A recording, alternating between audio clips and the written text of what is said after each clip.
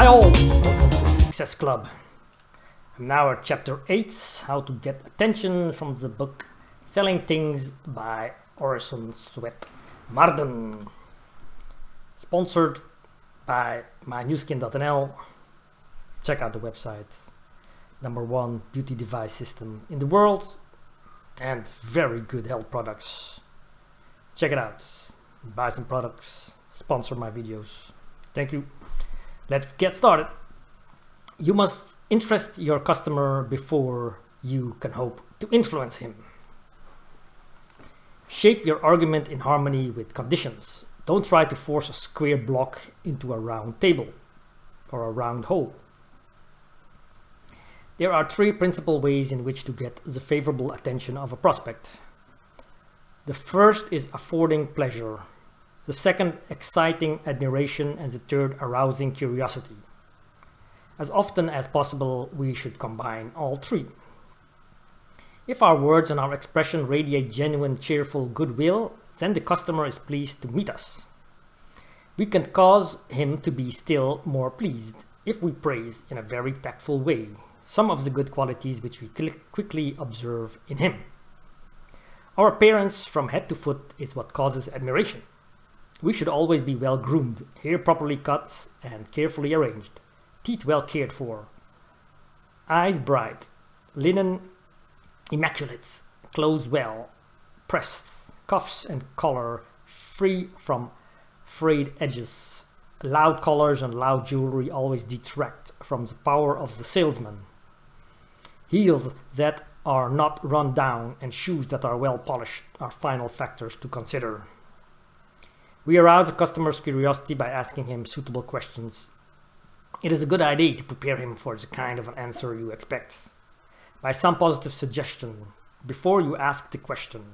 For instance, a man who wishes to sell a beautiful piece of jewelry can say, "I consider this a very beautiful stone, which has been set most artistically." Then he can say to the customer, "What do you think of that jewel?"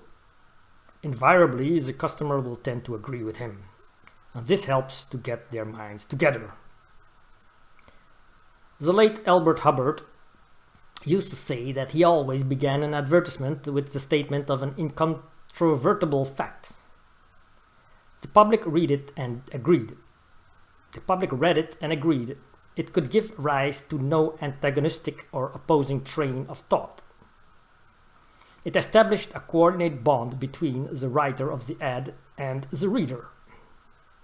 Then Hubbard followed with statements concerning the article advertised. With these, the reader might not agree, but at least he started reading the ad in a friendly spirit. Remember this: it is never best to begin to talk much about your goods until you have secured real attention. Not only a civil attention for courtesy's sake, but it's a genuine thing. Real attention is a thought spoiler, a thought spiller, and a thought filler. The customer spills his thoughts and fills in the salesman's thoughts. Some salesmen have found it a big advantage to get the customer to do some little thing for him, such as holding a sample, loaning a pencil, getting a piece of paper on which to figure, etc. Requests for favors of this kind, however, must be made in a tactful way. The idea back of this ingenious method is to start the will of the customer acting according to the salesman's will. If the moment seems favorable, you should take the order at once and dispense with all salesman's art.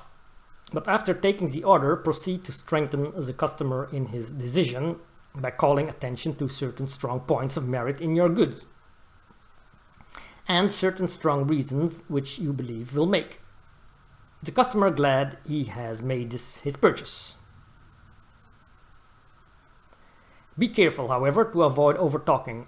This is a blunder that has cost many a man dear. The art of a salesman shows itself in his ability to focus his energies quickly and to seize up his prospect in many respects at a glance. He must see what kind of a temperament he has to deal with. He must know what to do and what to say to each particular man before entering a strange office, he has no idea what sort of a man will confront him. Whether one who is fat or lean, of a nervous or a phlegmatic temperament, whether vigorous or in delicate health, whether a thin-skinned, sensitive man or one of a coarse type with a rhinoceros hide. In calling on regular customers, the salesman must be alert for passing whims that modify their disposition. He must take in a man's mood at a glance. If he is in a bad mood, he cannot approach him as if he were in a happy mood, as though he had just had some good news. He must be able to tell by his appearance whether he is pleased because business is booming or whether he is disgruntled, his mind clouded either by business or domestic troubles. In fact, a salesman must be able to recognize quickly and deal adequately with all sorts of men and moods and business conditions, or he will fail at the start to get the sort of attention on which his sales depend. Thank you for watching Chapter 8 of Selling Things.